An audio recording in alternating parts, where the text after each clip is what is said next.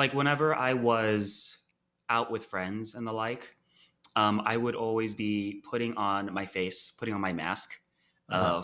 of ooh, I'm going out and I'm seeing people, so time to go super boy mode, and make sure that everybody understands how manly man I am. So all you bikers that think that are all homophobes, guess what? Got more in common than you think. A little bit. Because there's also like Reddit, of course. Like there's this subreddit called egg_IRL. If you've heard of me IRL, it's the same thing, but for trans people who haven't come out yet. And I started reading through it, just thinking it was funny. And then I started reading through it, and I was like, oh no, this is relatable. Those sorts of important, I guess, defining moments in your life are never like an easy thing. When my mom, a devout Catholic, found out that I was an atheist. Actually, that's probably the closest to like the allegory to coming out they'll ever be for like straight yeah, like that's what I draw my empathy off of. It's always been kind of annoying to me that there's this idea of like having to conform to predefined boxes, and that's all you could ever be. That's too, a very good idea. Yeah. The intent speaks. The intent is different. Yeah. Like you're gonna fuck it up. I misgender myself all the time, and it's just coming to it, being okay with messing it up, and then just being willing to learn afterwards. As somebody who was originally raised Christian, Jesus probably would have sat down with a trans person and hell yeah, lunch with him. Oh, Jesus was a straight up commie, so Yeah, exactly. Like before I came out, I totally did not call any of my gay friends, like any of them, queer. Like I never said it. Yeah. Just because that's not the thing that you do. The shorthand I use instead is just Alphabet Mafia, which I'm trying to make more of a thing. I like that.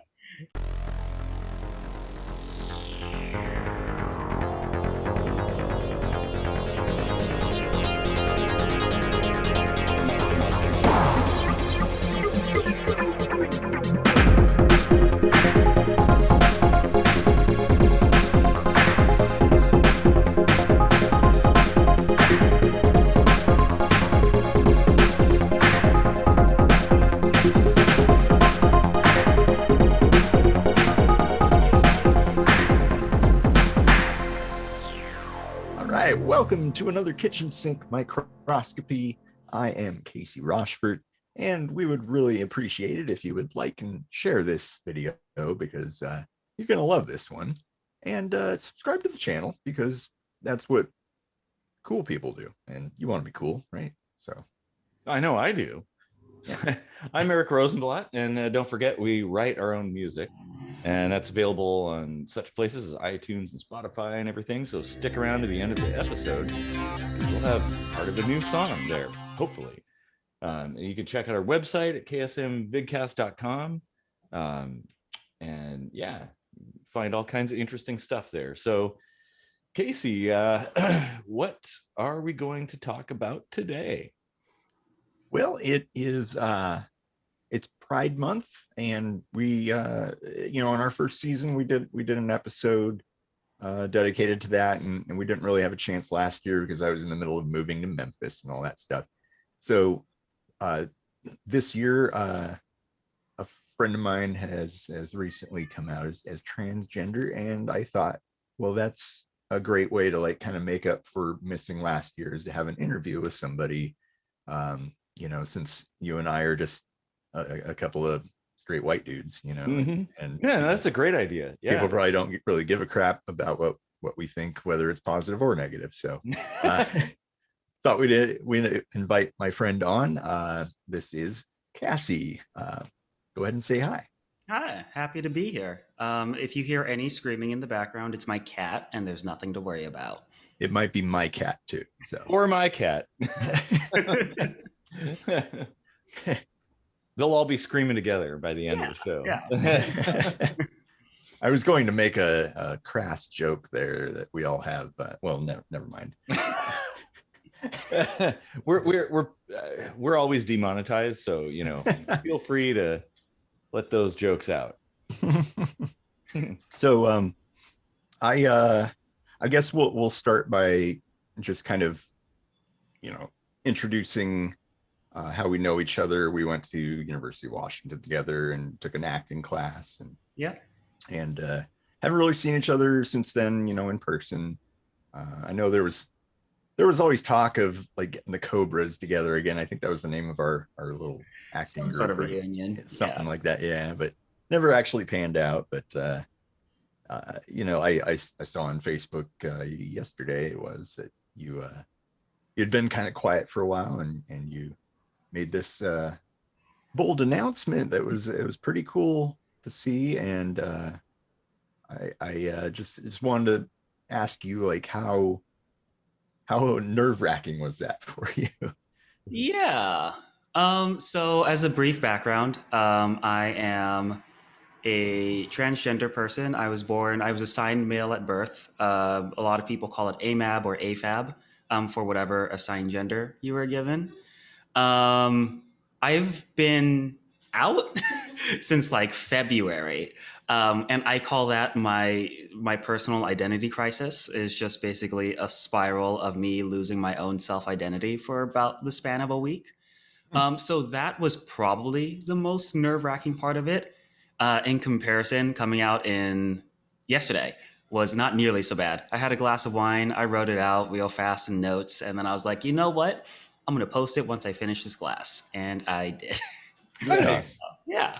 Yeah. I recently had a bit of an identity crisis too, but I just bought a motorcycle. So Oh, I did that when I was that's 20. off.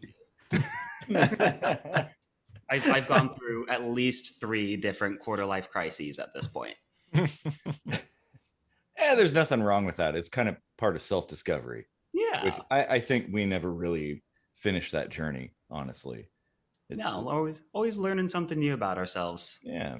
Yeah. There are people who prefer the idea of being a static individual and never changing, but that gets boring, right? Like, yeah. There's got to be some fluidity, some dynamic changes with the times and stuff like that. And so, with that in mind, is this something that you mentioned there was like a week where you just kind of lost yourself. Did this all just come on in a flurry, or is this something you've always kind of known or suspected? Yeah. So as most people know by now, we are in the middle of a pandemic. Mm-hmm. So that gives a lot of people a lot of time to self-reflect. And I'm sure I had some inkling when I was younger, but I didn't really have the idea of transitioning as an option up until like 2019. I knew transgender people existed, but I was just like, nah, I'm never, like, that's just not a thing that regular people do. Like, it would have never have crossed my mind that that was an option available to me. And then YouTube happens, because of course YouTube is the gateway drug to many, many degenerate things. Straight up degenerate. Oh, hey, that's what we're all about. Yeah, that's exactly how I get into these expensive hobbies too. Oh yeah. I discover this new thing and I'm like, what? Oh my God. And then I start researching and getting into it and I start buying stuff. And yeah, that's how my entire house is full of like everything. That's why I have 2 different microphones for music. I have one right here and one that I'm still working on unpacking. But there's this transgender YouTuber named ContraPoints, who is pretty big in the trans YouTube sphere. She's probably like the most well-known one, gets like relatively like mainstream media interviews every once in a while, I believe.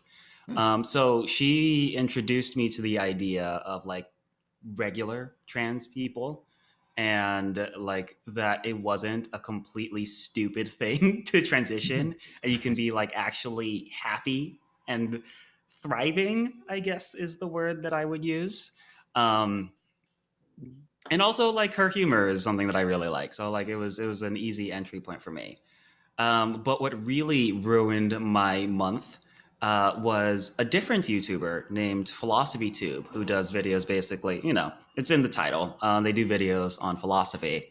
And they were a masculine role model for me for a really long time, just because they talk about stuff like toxic masculinity and like dealing with the, I guess, dealing with the like the problems that how toxic masculinity hurts everyone. And toxic masculinity is a word that's thrown around, doesn't really give it any definitions, and I'm not going to right now.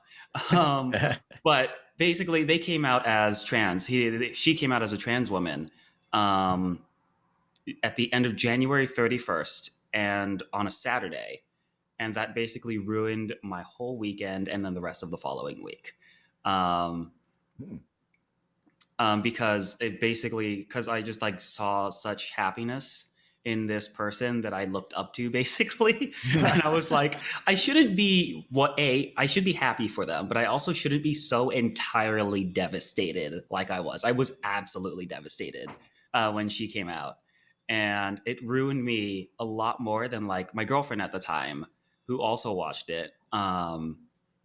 She was like, yeah, no, this was a sweet video, but like, I don't get what all the commotion's about. I was like, no, this is changing my life right now. So that basically is what kicked me off down this journey. Well, I think those sorts of important, I guess, defining moments in your life are never like an easy thing. Yeah. It's something that I mean, if it is easy, it's probably not really worthy, I guess. No, and it was a buildup of things as well. Like that was the catalyst. That was probably the spark that actually lit like the whole dumpster fire that is my life. Because there's also like Reddit, of course. Like there's this subreddit called egg_IRL. If you've heard of me IRL, it's the same thing, but for trans people who haven't come out yet. And I started reading through it, just thinking it was funny. And then I started reading through it, and I was like, oh no, this is relatable. And then you just like start spiraling. I was like, oh no, am I one of these people who haven't come out yet? And you start seeing resources like the Dysphoria Bible, which lists out a bunch of possible signs that you're trans. And then just like checking off the boxes of pages upon pages of this Dysphoria Bible and being like, okay, well, I guess my life is over now. Well, it shouldn't be. not literally over, but like it was a big identity crisis. And one of those Phoenix moments, right? Where you kind of torch your old identity and rise from the ashes, or what they say. And So I noticed you mentioned your girlfriend at the time. Did this create any kind of turmoil in that dynamic between the two of you, or? Yeah, so our breaking up was bad timing. Because she was probably the most supportive person in my transition. I came out to her like the same day that I found out, because we lived together. So I'm just like, well, there's no hiding this, because my day is completely ruined, and she would want to know why. So no. Okay. I mean, like, it was a big change for her, of course, because she didn't expect to be in a relationship with a femme-presenting person. I don't think I said this earlier, but I present as non-binary because I am not ready to assume the label of woman. I think that's a lot of work that I'm not ready for or prepared for. Understandable. So I don't identify as either a man or a woman. I'm just like, I'll figure that out when I get there, is basically where I'm at. I just want to like kind of interject here that I have a huge problem with society and labels. Like you have to be something, right? Like that's something in all walks of life, wherever it is. It's always been kind of annoying to me that there's this idea of like having to conform to predefined boxes, and that's all you could ever be. Yeah. And it's kind of nonsense, really. And actually, I think it creates turmoil. Why can't you be a little bit of everything? You know? Yeah. Why do you have to explain yourself to everybody else? okay, sure, if it's like science or engineering, definitions are really important, but when it comes to people, I don't think that really matters as much. No, that's a good segue, because I wanted to ask a philosophical question, actually.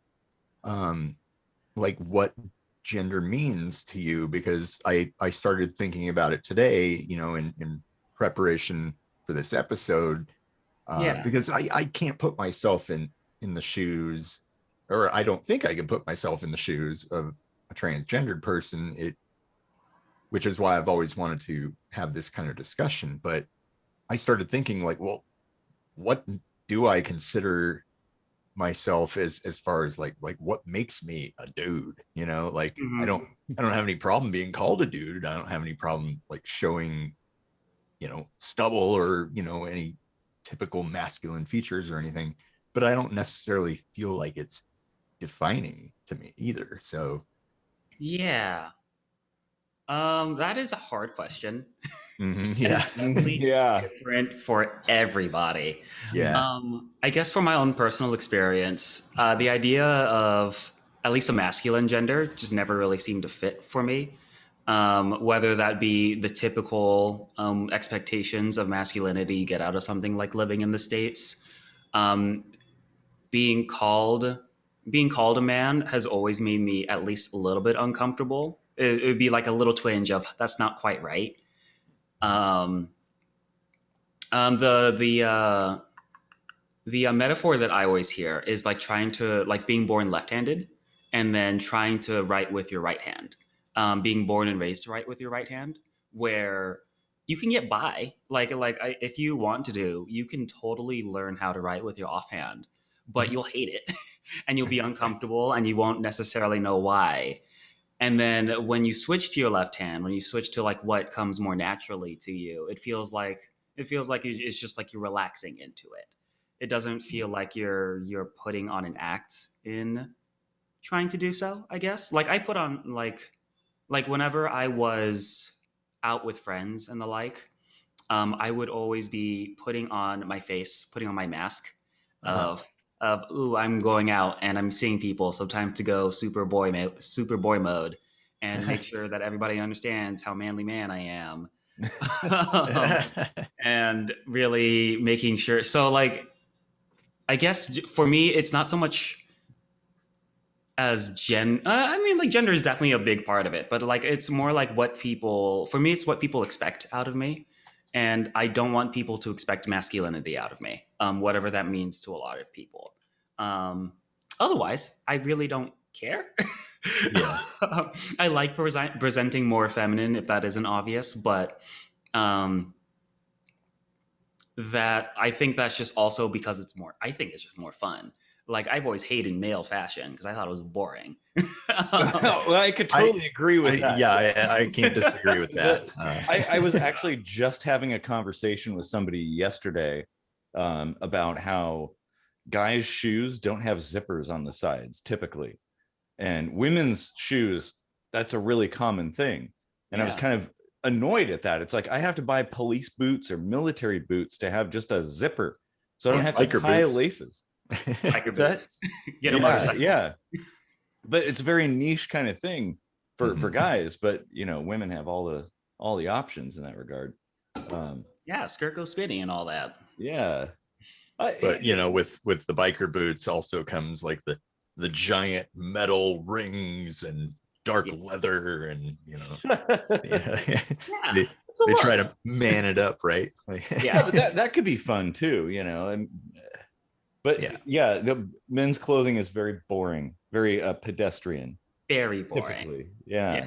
It's all a box. And I'm just like, oh, that's right. I hate looking like a box. And there's kind of an interesting aside, like biker culture, like around the 1940s is when that really started taking off around here, and the leather being good for preventing road rash and stuff like that,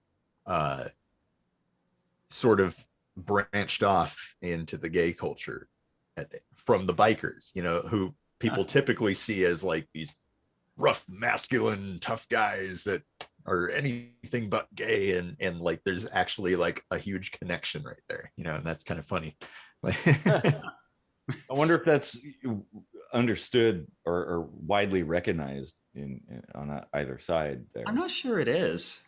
Yeah. No, I mean, like the leather correlation a little bit, but it's certainly like forked and went in two different, aesthetic directions, I guess you would say.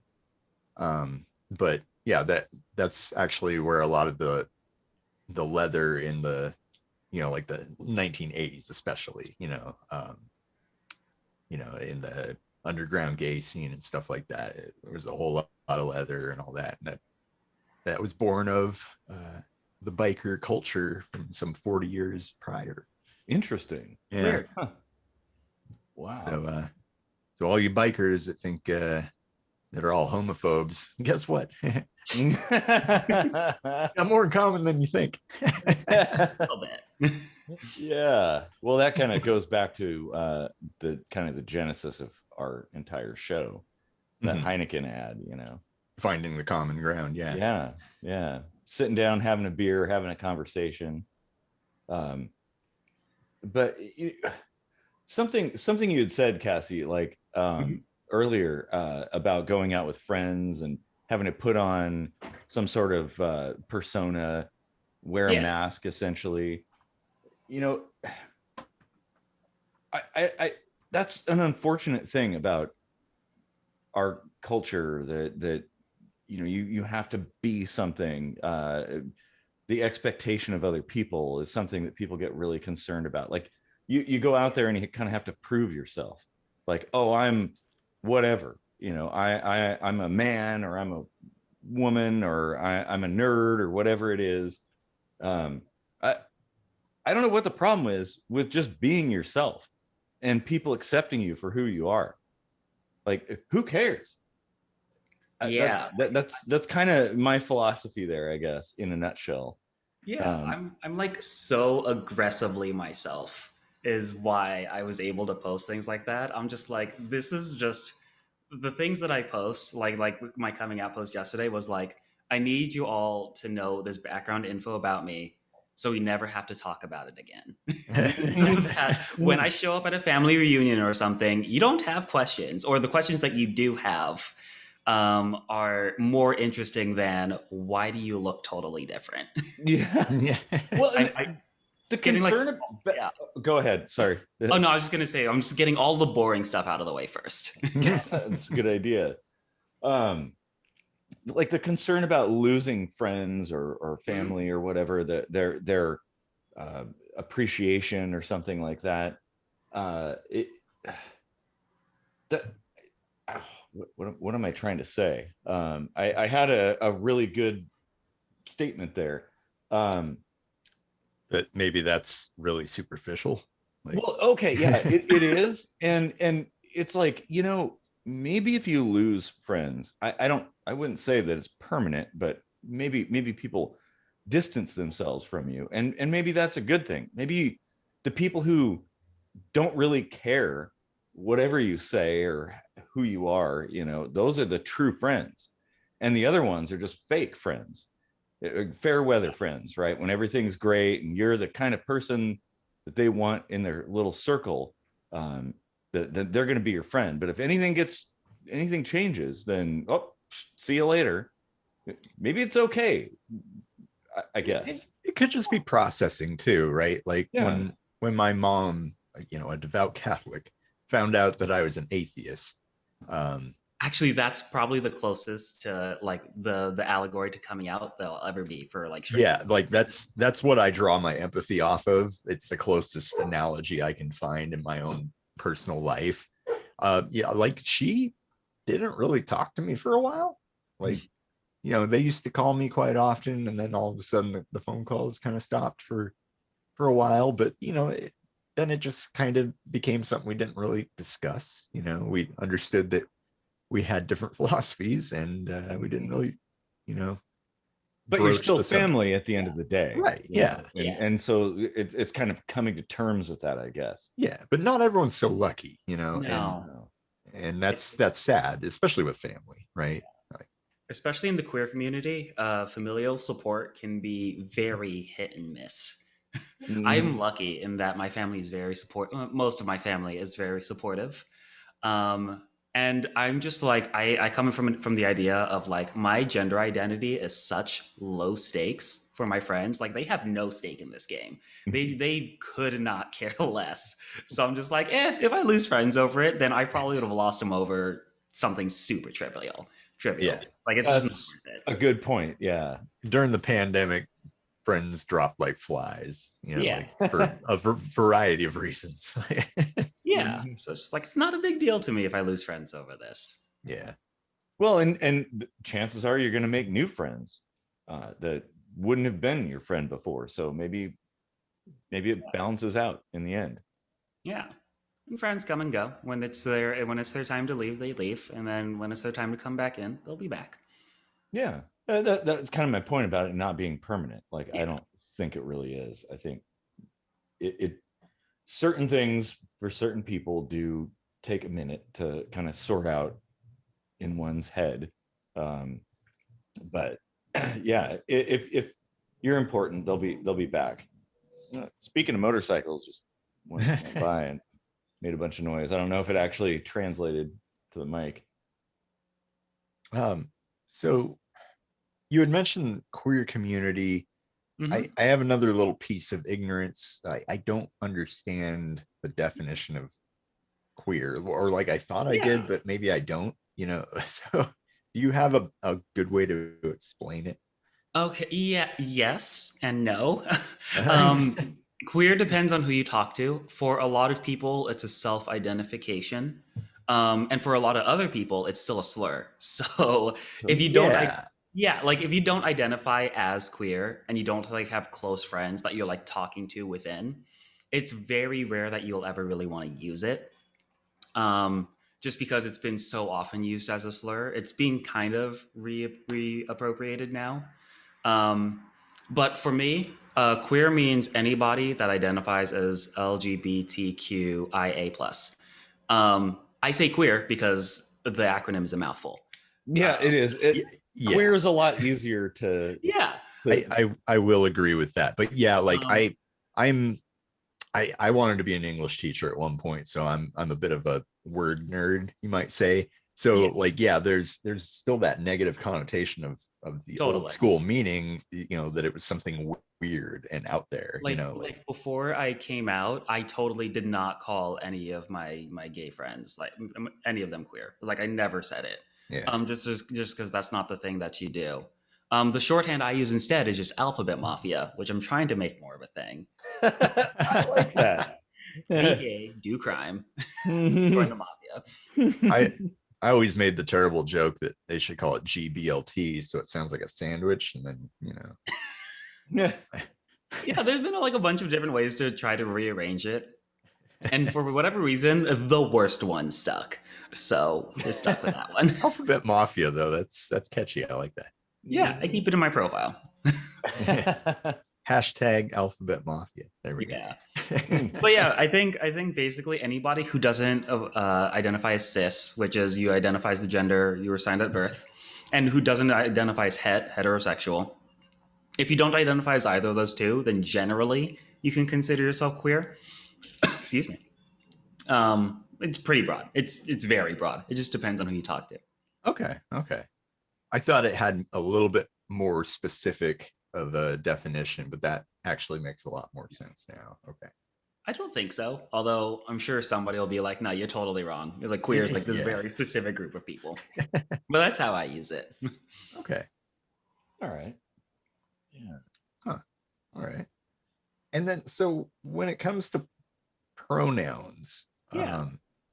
I know in our correspondence you had mentioned you consider yourself trans feminine. Mm-hmm. Is that different than saying like a trans woman, or? Yes. Okay. It is. It's a little bit different. So somebody who says they're trans feminine or trans masculine doesn't. It means that their gender presentation tends to fit one of those two. So like when I say I'm transfeminine, that means my gender presentation tends to be more feminine. Um, I say that instead of a trans woman because I don't identify as a woman. Gotcha. Um, Okay. Makes yeah. sense. Okay. That actually does make sense. Yeah, Okay. so feminine and masculine is the more neutral terms, even though it's still kind of binary. And then, of course, there's always androgynous, which is super hard to pull off. It's Pat. Yeah. So, yeah, so those are basically why I use transfeminine, because I'm just like, that's how I present. Generally, if I were to like go into the dating pool, it would probably be people attracted to feminine presenting people. Is how it'd be. Yeah. And I think it's really important to kind of clear that up because terminology gets confusing for a lot of people who aren't immersed in that culture. Oh yeah, no, I had no idea about any of this stuff. Like, yeah, and I mean, we're probably not even going to cover half of it here. And like you'd said earlier, I'm sure there's going to be people who disagree, who are like, oh, that's totally not how it is. If there's anything that the queer community is good at, it's infighting.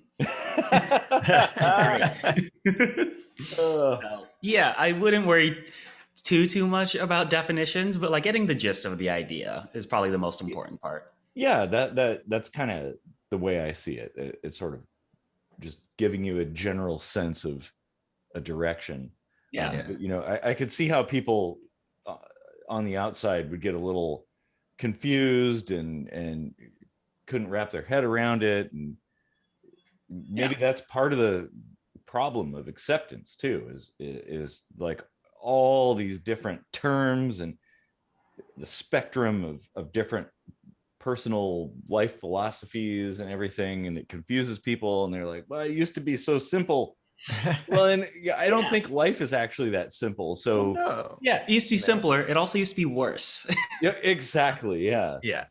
Well, I don't know that it's like anyone has a monopoly on you know, the idea that things you don't understand can be scary or whatever. Like, you know, between my mom and I, like, we have trouble understanding why the other person thinks the way they do, you know, and that's just a religion thing, you know, and in this case, it's you know, it tends to be a gender thing that a lot of people are, you know, up in arms about, because either it means a lot to them and they think that there's only two genders, or it means a lot to them and they think it's a very fluid thing, or they could care less and they don't really care what you call them, you know. Like, I feel like that's where I would land, because I've got a really hard to pronounce last name and I am so desensitized hearing it pronounced do, wrong. huh? Like, I didn't try.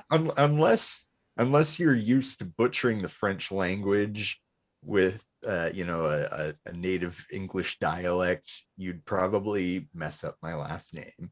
And I also have a gender neutral first name, so I get misgendered on mail or emails all the time, and it just like, whatever, you know, like, yeah, it shouldn't matter. Yeah. But there are people who get pretty ruffled up over that too. So, you know, on all sides of any which fence you look at. When some advice that trans people are given when they are misgendered, or like perpetually misgendered by somebody who's really not trying, is to start misgendering them, so they realize how it feels and how uncomfortable. Well, and that's the thing that's too, a very right? good idea. Yeah. The intent speaks. The intent is different. Yeah. Yeah. Like you're gonna fuck it up. I misgender myself all the time, and it's just like, it's just coming to it, being okay with messing it up, and then just being willing to learn afterwards. Is all most people care about. I know some care more than others, but that's all I care about. Yeah, and I mean, I've had friends that have changed their names, and you know, there's one friend of mine that I've known for like 28 years, and I'm having a real hard time. I keep trying. I've been trying for like years now, actually, but it'll kick in eventually. He's not really on Facebook though all that much. And then there's a friend that I have that changed her name, and she's on Facebook, and I see it like almost every day, and it just clicked right away, and I almost forgot her old name, you know. So I think I think sometimes that in your face, like how Exposure. often you use it. Yeah. Exposure is key. Yeah. So it's really like you're probably going to have some interactions where people continually trip up because maybe you don't see them that often. And I guess that's just par for the course when you change anything, right? Yeah. Like, Well, especially something that's been established for a long time. Yeah. Yeah. I mean, this is kind of akin to language. Mhm. That language is fluid. Language is always changing. But there's a lot of people who have a huge problem with changes. Like Oh, yeah. slang terms becoming like ain't is in the dictionary. I Yeah. can't handle it. Like, well, that's what people are saying. And it's the same thing with this. It's like same kind of situation. It's just culture. It's all it is. I just want to say I've always been a big proponent for ain't being an actual word because it was the original mashup. It's aren't and isn't. It's it is actually really cool. Like it's very clever. It's kind of a mess. Well, a beautiful mess. Yeah. I get that, for the sake of conversing about stuff, you kind of want everybody to be on the same page, right? Yeah. Like when you say a measurement, right? Everybody should know what an inch is or a centimeter is. That should be understood. But that's like science and engineering stuff. That like when you're talking about people, human emotions, relationships, I don't know that things can be so well defined. I mean, I'm polyamorous, so that's still something that really trips people up. They have a lot of problems understanding that one. Oh yeah. Even people who are like, oh yeah, I totally get transgender people, gay people, like, but this whole poly thing, like that, well, what the hell? Like, jeez. No, it's all the spectrum, which is really weird. It's like all of basically all of human experience is what I've learned is like there's like no binaries that are part of it. Yeah. Not even like assigned sex is a binary, which is really which is always fun to see. Yeah, exactly. So, I mean, there's the biological side, which I think is what people kind of focus on, like the physical, the mechanical side of things. But it's like, but there's a human brain in there, and that's something that's important to remember too. This is a human being. Oh, with time for me to inject biology. Oh, right. So it really depends on that physical. I don't know, like how far down into the microscope you go physically, right?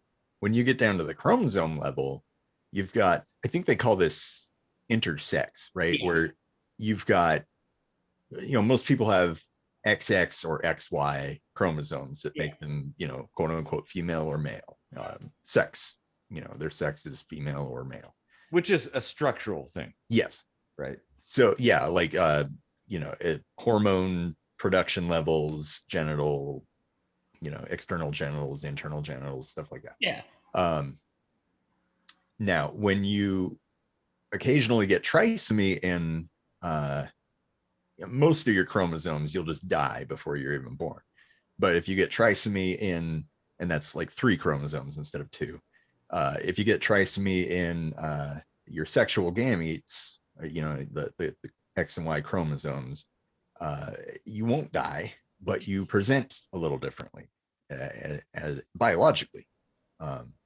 And you can also have one X, for instance. You can't just have one Y though. Like that's the Y chromosome is all kinds of messed up. Physically impossible because you get an X from your mother and the mother's carrying you, and so yeah. And the X chromosome actually, like you see, I have like all these chromosome things on the wall back here.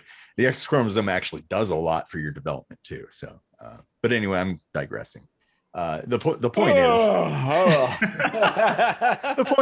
point is, biologically speaking, there's more than just male and female. Yeah.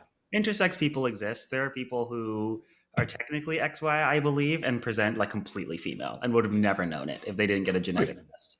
Yeah. I'm technically a real bio woman right now, since I have no none of the male sex hormones running through me. Oh, really? Yeah. No, I'm on estrogen and on testosterone blockers. Oh, okay. Yeah. So like I don't really have testosterone anymore, which is a Got real problem when you move. But otherwise is great. I actually take testosterone myself as a replacement therapy from cancer. I don't produce it on my own anymore because I've been on it for over a decade. So all the receptors have basically shut down the production. They're like, well, we don't even need to try anymore. We got a truckload coming in every week. Yeah. But it has made quite a psychological difference in me. Having no endogenous testosterone creation, I'm like way more laid back. I unfortunately have way more hair everywhere except my head. You probably don't have hobbit feet like I do, though. I don't know, yeah, maybe, but hey, if you sign up to Patreon and throw a few bucks our way, we might show you our feet. Don't do feet pics. Isn't that more of an OnlyFans thing? Yeah. It's safe for work. But yeah, like I totally get how big of an impact that can have on more than your biology, Yeah, like I'm happier. I am less emotional. Contrary to some people's beliefs that estrogen makes you a very emotional person. I have access to a wider range of emotions, which was something that I wasn't super expecting. So like I can experience higher highs and I can experience lower lows, which has been weird. So like it feels like more of a roller coaster, but I'm just like it's not super different. Yeah. You probably get used to it eventually. You do. You level out. Yeah. Although the first couple months getting the dosage right makes you super hormonal. Probably no matter like which hormones you take. I was just like I was all over the place for a couple weeks. I can imagine. Yeah. It's like going through puberty again. It's not super great. Oh God, no. Oh, no. Does that mean acne? So not yet. Okay. Yeah. Oh, good. Estrogen is supposed to make your skin better too, so probably not at all. I wish I had known about that in high school because I had like terrible acne. Oh, same. It was awful. Oh, yeah, it was awful. So our hormonal paths have been quite different. So you probably, maybe you won't go through acne again, but hopefully. I actually did kind of go through a second puberty. I had a stem cell transplant. Complete reboot of my immune system. So they call that like your second birthday in effect. So technically I'm like almost 13 years old. But you're still older than me. Old man. Even chronologically, I'm not older than you, but I am older than you. Yep. Like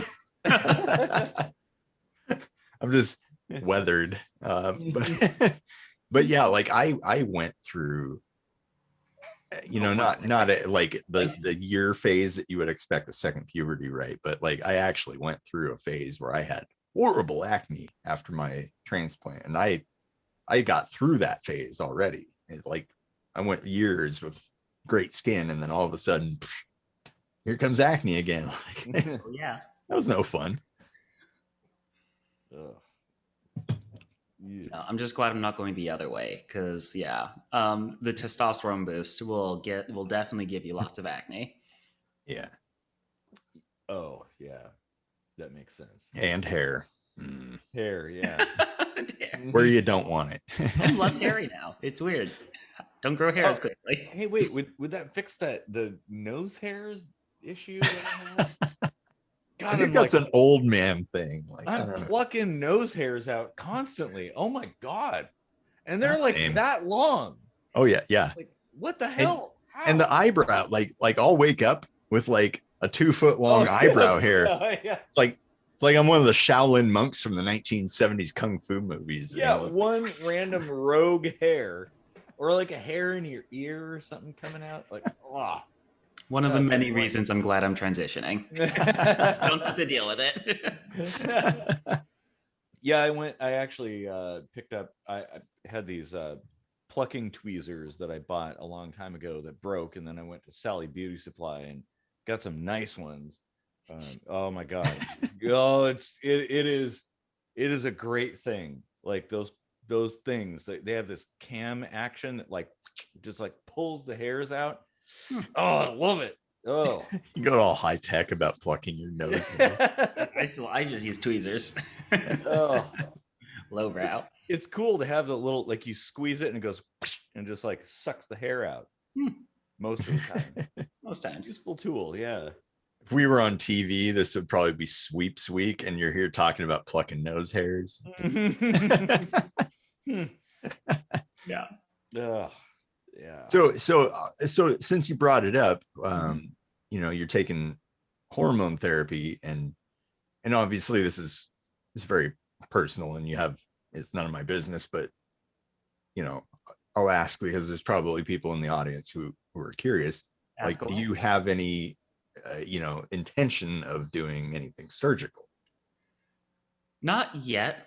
One, because we live in America, so and all transgender surgery is elective surgery, so it's all out of pocket.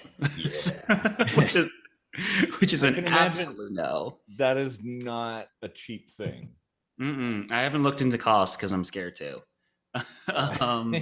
Yeah. No, I mean, one, I like throwing people off. I think it's just like sowing confusion is one of my pastimes, which is also why I tend to identify as non-binary. No, generally no. Yeah, just as fair warning for people who don't know, it is generally incredibly rude to ask about at least genital surgery. General surgery, probably not so much. Right. But like asking about people's genitals in general is just bad taste. Well, that is what Casey does. By the way. Well, I did my best to pad it, and I'm not offended. It's like I don't mind talking about it, but I know other people do. And this is kind of a PSA sort of thing too. Yeah, Casey and I don't really understand all this stuff, so you know, collecting information and informing other people. Well, that's the main reason I asked. Actually, is not out of personal curiosity, but because, you know, my hope is that people will watch this with an open mind, and these are the questions that people have. Yeah. You know, the things that they struggle to understand, because, you know, genitalia tend to be things that people cherish.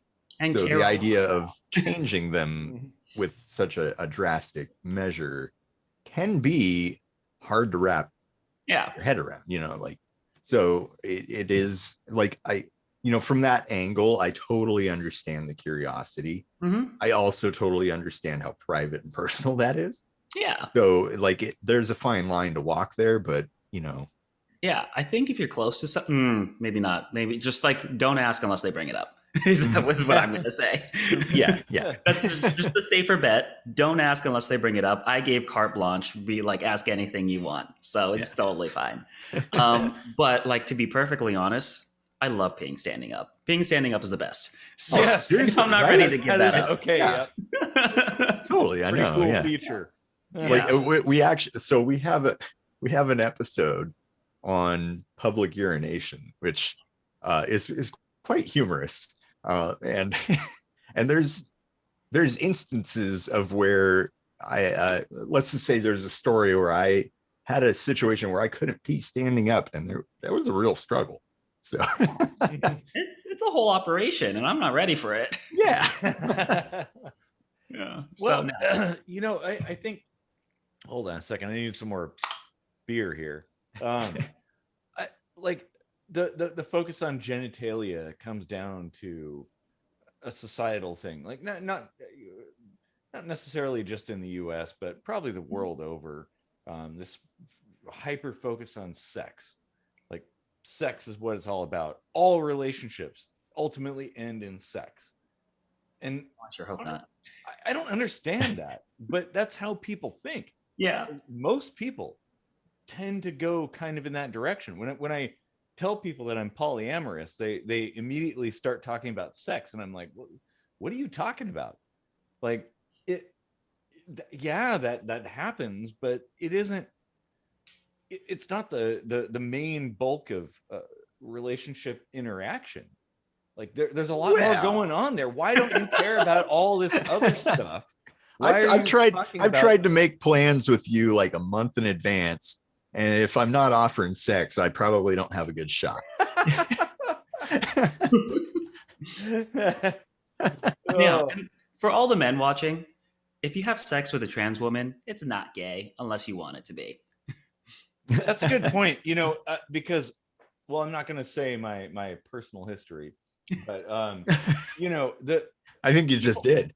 Well, perhaps, but people have this idea that if there's a penis involved, right, that suddenly you must be gay, which it's like, okay, you're only gay if you're actually gay. Yeah. Yeah. And why do nobody even cares about that anyway? Yeah. Just be who you are. Yeah, like what's a foursome? Male, female. Is that gay? No. I mean, yeah, exactly. I don't know anything about that. I mean, like, okay, you can have it could be, but like it's not by default. I'm saying. Yeah. Well, I mean, it's only gay if you're like turned on by such things, and if you are, so what? Yeah. And maybe you could be turned on by that in that one context, but nothing else. Like you're not gay because, or you're not anything, honestly. Like whatever pigeonhole people want to put you in, you're not those things because society dictates the box that you should fit in. You're that way because that's the way that you feel. Yeah. Like that's how you define yourself, I guess, not how others define you, or the dictionary or something like that. That's bullshit. Yeah. So I've already injected biology, but I think I need to now inject atheism into this, and I think that a lot of the hangups come from religion. Like it's a sin, or the whole point is to like procreate and all that stuff, but like why? Like, why does that have to be the point? Like, we've got 7 billion people on the planet. Like, I think we could afford to like decide not to have children and just do what makes you happy. Yeah. I mean, like, even when I thought I was straight, I didn't want kids. So I'm just like, I'd be going straight to hell. But again, for all the men out there, you also can have genitalia preferences, and it's not that big a deal. It's totally fine. It doesn't make you a transphobe just because you don't want like a penis involved in sex. But if you're like super fucking weird about it, then maybe you are. Yeah, and that's something that I think is important to note, that people do have preferences. Some people only like redheads. Like I knew a partner of an ex-partner who could only get off if his partner was wearing stockings. That was it. That was the thing. People have their preferences, and that's okay. Yeah, everybody does. Yeah, a preference in sex is called kink. Like that's really the only difference, is a different name. Like it's just a preference, and that's fine. Yeah, no problem with that. Yeah. Well, now I do kind of want to address the religion side of thing you brought up, Casey. I think that is kind of at the core of things, and certainly the time, the multiple generations of societal conditioning that has basically planted the seeds in people's minds of this is what's normal, or this is how people behave, right? You love someone and you give them a stupid freaking ring, and then you have a dumb ceremony at a church or something, you sign some paperwork, and that's it. That's what you do. And no one ever asks, well, why do we do that? Why are we doing this? And I ask myself that question, and oh boy, Well, here I am. And I think that's important for people to be self-reflective, and question things and wonder about why things are the way they are. But I definitely think that religion, not just religion, but religiosity, I guess, in general, it kind of yields a lot of this hardline kind of binary definition where it's like either or there's only two sides to the equation. And it's not Black and all white. religions either, I suppose. To No, be no, fair, that's Not true. all men. Yeah. What's that, Cassie? Hashtag not all men. Yeah. Oh, right. Not all religions. Yeah. Yeah. I mean, Mormonism is all about poly, and like, the old school like Greek and Roman gods were all about getting it on outside of marriage. Well, and aren't the Methodists also kind of like open to like everybody coming to the church? Is I'm it not sure. Methodist? Maybe. Yeah. I think it's Methodist that like they accept everybody. That sounds right. Yeah. So no. I mean, there's good sides, and I think we're kind of, things have been stuck in this like status quo for millennia, and we're just now kind of, technology is accelerating at an unprecedented rate, and we're learning things and changing, and we're kind of in a state of flux. So you've got people that are out there on the frontiers kind of exploring different directions, and then you've got the Luddites that are like, no, I'm not going to buy a cell phone. Oh well, what's this internet? It's a bunch of tubes and stuff. Like, we're kind of there right now. So but I feel hopeful. Like, I think we're going in the right direction, like asking questions and exploring, and certainly being accepting of people. That's the biggest thing. That's the thing that like bothers me, is like you don't have to understand something or believe something. Just accept people, and accepting them doesn't mean that you're like advocating for something if it goes against what you believe. Just accept them as people.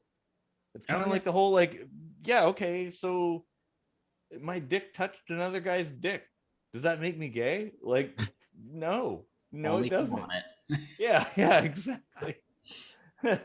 But people genuinely concern themselves with that. Yeah, I mean, like, I don't ask for people's understanding. I do just ask for their acceptance, or to just leave me alone. Right. And I honestly couldn't care either way. Yeah. I'm all for the whole leave me alone thing. Like, yeah. Yep. Live and let live, basically. Yeah, I'm like, I'm not bothering anybody. Yeah. Unless it makes them confused about how they feel, and then I really want to bother people. but having conversations is really important too. Asking questions, being curious is a good thing. Yeah. I think I remember what Methodists are all about. I think it's block, rock, and beats. Oh no, wait, that's Crystal Methodists. Crystal Method. Oh my God, I have Vegas on vinyl.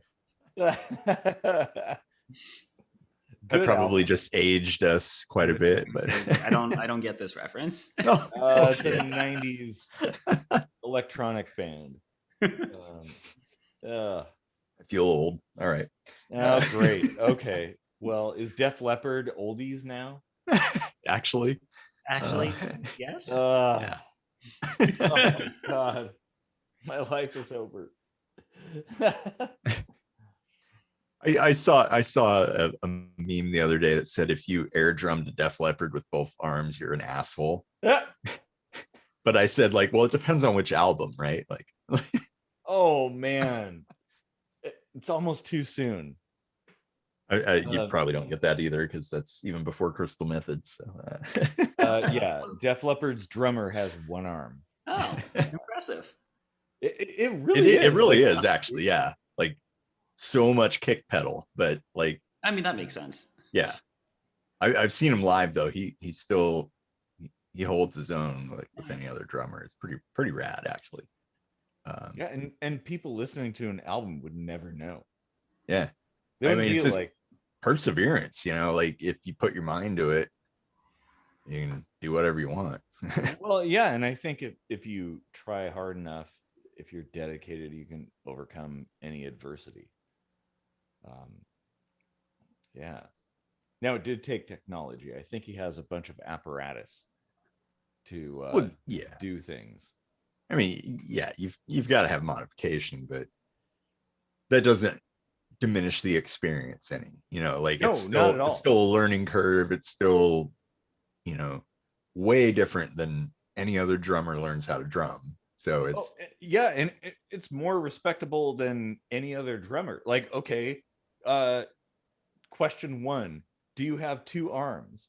Answer: no. Okay, well, you're a god.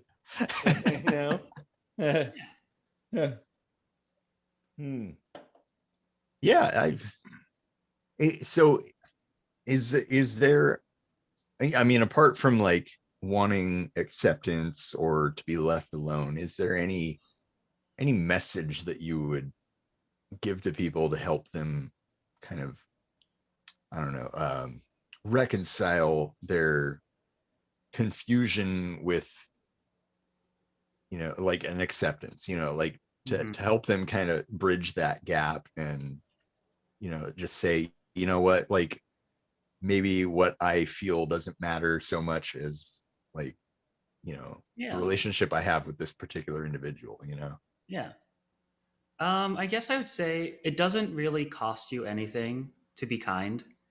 So, like respecting somebody's pronouns or taking the half second to remember somebody's name, it doesn't really it won't affect you in your day to day. So just take that millisecond of extra thought is what I would say. And the same with Twitter and the same with like a lot of things that you might just post. Take the extra second and see if you can be just a little bit nicer. Yeah. Not to get too preachy, because I am a great asshole sometimes. Well, yeah, you'll fit right in with the show then. Yeah, I think you'll have to be a guest at other times for other conversations. Oh yeah, I'm more than just my gender. I have interests and hobbies. Yeah, exactly. That's my whole point. So you and I met in an acting class. Have you done anything else in that particular field of drama? I did musical theater for 4 years of college, 5 years, 4.5 years of college. Nice. Yeah. I was in several productions. I was bad at acting, and I still am. I am too. Yes. I did the singing and the dancing, and occasionally, when they made me, I did the acting. Yeah. Very cool. Very cool. A lot of fun. I miss it some days. Not most days, though. Very hard work. Oh yeah. I've made a couple of attempts at acting at like real small things. I was like part of some short horror film for a couple of students up at Western, and I was like a kind of an extra in a feature, like an indie feature film, which was like elves versus vampires. So kind of that niche nerd market, but I almost want to see that. Yeah, it's called Chosen One. Yeah, not The Chosen One, but just Chosen One. I actually have an IMDb, and that's all that's on there. So that's an accomplishment. Yeah. Well, and there's also the KSM Halloween episodes. Mm-hmm. That was acting of sorts. Yeah. And a few music videos we've done. So you do music of your own? I don't make my own music. I'm not on the level that you guys are at, but I do. Actually, my camera's at the wrong angle. You could see just that way. My three of my 4 instruments is my piano, guitar, and bass, and then my ukulele is in my bedroom. Nice. Yeah, and I do a cappella. I've been doing a cappella for many years now.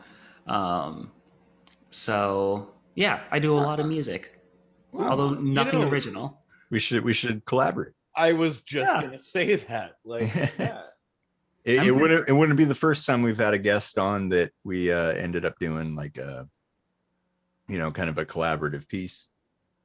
We actually had a guest in our first season that laid a little bit of rap over a tune that I had written way back in like 2002, and it was super cool. Like it was really awesome. Yeah, just don't ask me to improvise. Yeah. Give me some sheet music or give me like what you want out of it. I can do that.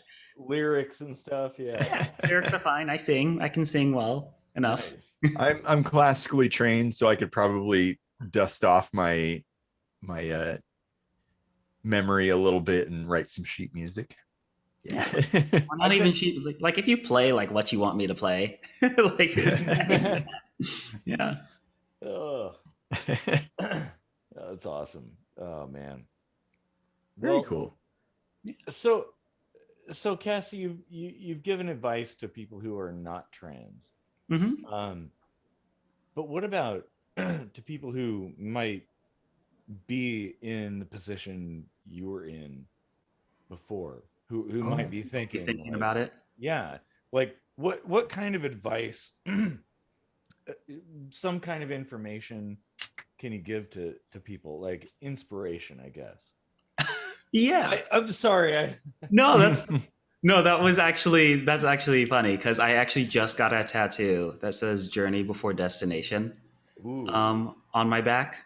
It's from it's from many things, but what I'm pulling it from is the Stormlight Archive by Brandon Sanderson. Mm-hmm. Very good fantasy series, would recommend. But it's like we're all gonna die. We're all gonna die someday. Mm-hmm. And what I'm trying to do is making sure that I experience the journey as it happens before the eventual destination of it all. But I would say to all the aspiring eggs out there is to take your time with it. Don't do what I do and like completely rehaul your whole identity in the span of a month, because it's a lot of work and it's a lot of stress. But take your time and enjoy the journey because you only get one of them. So, yeah. What about people that aren't sure? Like maybe they don't know. Yeah. I would recommend two things. One is the Dysphoria Bible. It'll show up in your first Google search. It lists out the possibilities. Like if you haven't heard of gender dysphoria, it's the uncomfortable feeling you get because you're expressing the wrong gender. And there are many, many different reasons behind it. And just because you identify with some of the things in the Dysphoria Bible does not mean that you are dysphoric. So like you can identify with like pages of it. And like if you don't identify, if you're cool with your gender, then you're cool with your gender. So the Dysphoria Bible would be number one, and then Philosophy Tube's video on transgender would be the other one that I would recommend. Nice. YouTube is a great resource for a lot of things. Yeah. So much good stuff in there. The whole community aspect. I love it. Yeah, it's a crazy thing, and I'm both glad and very frustrated that it exists sometimes. Yeah. Well, pros and cons. You take the good with the bad, I guess, in that regard. Yeah. I think there's more good than bad on YouTube. I like to hope so. Yeah. Well, I mean, people telling their personal stories, and this episode is I think very important, and who knows, we have had far-reaching effects on people. Like it's possible that somebody might be influenced or affected by this and start to think things they never thought before, and that's a good thing in my view. And I would also say, if you're scared of transitioning, there are other people out there that you can talk to. Other people who have transitioned and who've gone through their own struggles. I'm one of the lucky ones where I have not faced a whole lot of strife in my transition. But I know there are many, many support groups out there. So even if you are just questioning and are not ready to come out yet, you can talk to people. And people tend to be really cool about it. Oh, yeah. forums or whatever, talking to other people who have gone through the same experiences is really, really critical. Yeah. Actually, like whatever it is. But in this particular situation, it's certainly it's something that isn't clear cut. I guess if you have cancer, it's pretty clear cut. Like, you got cancer, right? But if there's this kind of amorphous sort of, like, I don't know who I am kind of thing, it's not so well defined, and you know, I don't know that society in general is equipped or provides those kinds of resources. So connecting with other people who've gone through the same kind of things, well, it probably would be with cancer too, but I don't know. I think you get a lot more support if you're a cancer survivor. yeah, Casey, you could probably talk more about it. Yeah, I would venture to guess the same. Yeah. Yeah. At least you're not your actively mom, hated. the Catholic, was probably very supportive. Oh yeah. Yeah. But if you came out and said, "Yeah, well, I'm a woman," I don't know that she'd be. Oh, I don't think that would fly at all. Yeah. You would be illegal in 72 different countries, apparently. Yeah. I'm a walking law offense. It's Mhm. Yeah. There's a few countries where I'd be put to death just for being an atheist. So I commiserate. Yeah. Well, and here's the thing. As somebody who was originally raised Christian, Jesus probably would have sat down with a trans person and Hell yeah. lunch with him. Oh, Jesus was a straight up commie, so Yeah, exactly. Like, I mean, he hung out with prostitutes and stuff like that. Like, so yeah, like the whole proselytizing about loving your neighbor and loving your enemy and all that stuff falls on deaf ears. Oh, and of course, let God judge people, right? Yeah. Whatever your God is. Yeah, it's like, people tend to be, they want to take on the role of God. It's like, I don't know how much you follow your own faith. But yeah. And I just wanted to point out, like, not to be a downer, but when I when I went through a bit of a suicidal period, I checked myself into a mental hospital for about a week, and I saw, I would say, at least 50% of the people in my wing were in that queer community. That is so much easier to say than LGBTQI. I can't even make it through with this many beers. But the point is, like, there were so many people there, visible scars up and down their arms and legs, and just seeing the struggle, like the aftermath of the struggles that they go through on a daily basis, just being who they are, was eye-opening. But there was a trans woman in there that was so I don't know how long she was in there. She may have been deprived of hormone therapy or whatever, but there were some pretty masculine traits, right? Like deep voice, stubble, all that stuff. I mean, you can't have razors in there, right? So and even in a mental hospital where everyone has got their own shit to deal with and something terrible has got them there, that poor girl was getting picked on for being trans in the mental hospital. Yeah. With other people in the LGBTQ community picking on her. And, like, that's a special kind of fucked up place to be, I think. Like, it's one thing saying to your parents, hey, I'm gay. It's another thing saying like, you named me the wrong thing because I'm actually, like, I'd rather be so and so. And, like it totally disrupts people's worlds to the point where they feel the need to lash out at you. And that's Oh fucked yeah, up. we're the current punching bag. Mm-hmm. We are where the gay community was like back in like 2008ish, Yeah. and yet somehow worse. Well, yeah, it's more tangible. And I think that's why, you know, Yeah, with you theoretically can't necessarily look at someone and tell whether or not they're gay or lesbian, right? But if it's somebody that's in a transitive period, there might be more markers that give it away visually, and you're kind of sticking out like a sore thumb to those bigots, right? yeah. So People will try to pick you out. They'll try to clock you. Although yeah. there are some trans women out there who I would have no idea. Like, Yeah. Oh, for sure. Yeah. absolutely no clue.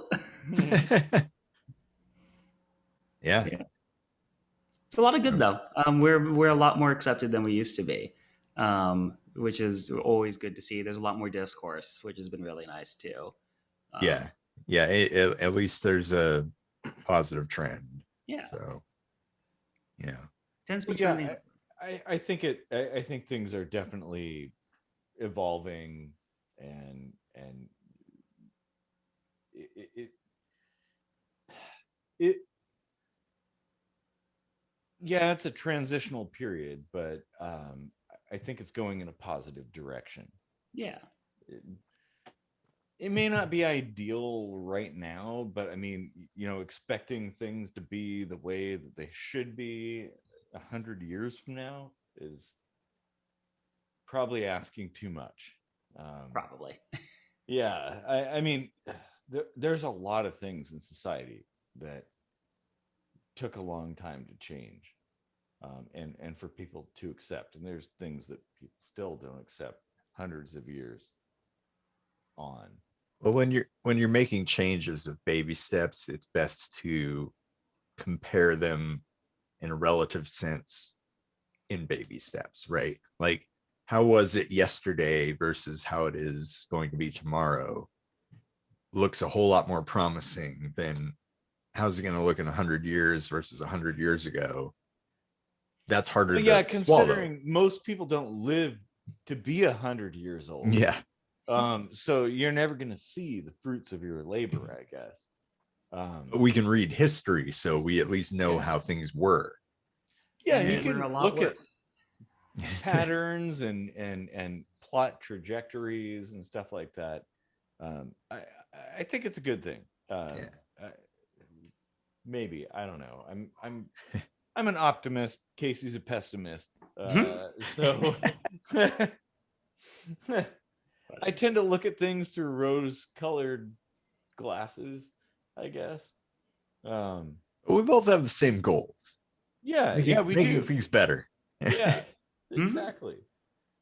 And oh man, oh, It's important to have different perspectives. Yeah. totally. Oh man, I think I've had enough beer for now. Hmm. Mm. Well, yeah, we've probably kept you long enough. This has been a really great conversation, and I hope we've changed at least one mind. Yeah. I was happy to And do this. like baby steps, right? So we don't have a huge audience, but Yet. yeah, It's but bigger than mine. but at least if we plant the seed, right? If we plant the seed, nobody's mind changes overnight, but if you make enough sense, that sticks, and people ruminate on that. And and this is how I've changed my mind over things, like it just takes a while to sit with you, and Well, Yeah. yeah, somebody makes like a really poignant statement and makes you think. It's like food for thought, right? Yeah. And you go to sleep and have weird dreams about it and think about it and wake up the next day. Weird dreams about two penises touching. Yeah. If you like it, you like it. Well, yeah, exactly. There's nothing wrong with that.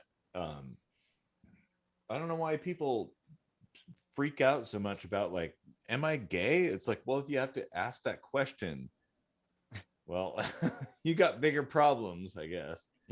Yeah.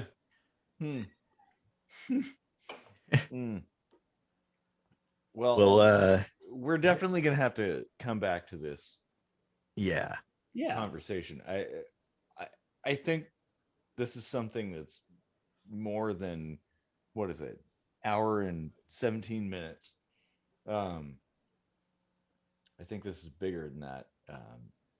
So Cassie, if you would like to come back at some point and talk more, we would absolutely love that. About anything too, because the show is called Kitchen Sink Microscopy, so we talk about everything. So. Oh, and the fact that you do music, that Yep. We should probably talk about music. Yeah, I'm here for it. Right on. Well, it's been great having you. Thank you for coming on, for being so candid with us, and congrats on being you. And Thank you. And I'm happy for you, like, having such a positive outcome from it. That's probably, you probably feel pretty lucky compared to how other people. I am. My transition has been very strange compared to other people's. Very low key. But it's inspiring to other people who might be in like a situation where they're confused or something like that. I'm here to provide. Your cat is freaking out back there. Yes, it is almost. But yeah, I try to be like one more data point for people. It's like just one more area of acceptance, and maybe that'll tip somebody over the edge. Yeah, that's all we can hope for. So exactly. Yeah. All right. Well, thank you for deep sink diving with us into the topic of gender and everything else. Yeah. and all the things that people probably have wondered about, and hopefully we've satiated curiosity and made some sense to people that have never been able to make sense of it before. Well, and if you have questions, whatever side you're on, ask them, put them down there in the comment section. Yeah. Ask questions. We'll come back to this. No conversation is ever finished. We'll always go back and revisit things and address confusion or whatever.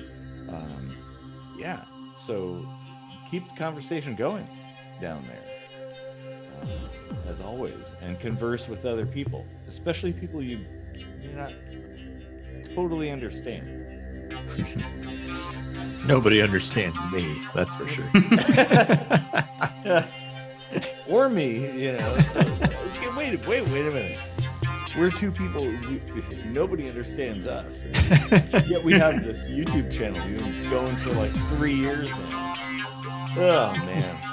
Well, thank you so much, Cassie, for coming on the show and sharing your experiences, sharing your thoughts. I hope you can come back again and talk more. Yeah, I'm happy to share. All right, great. Well, have a good night, everybody.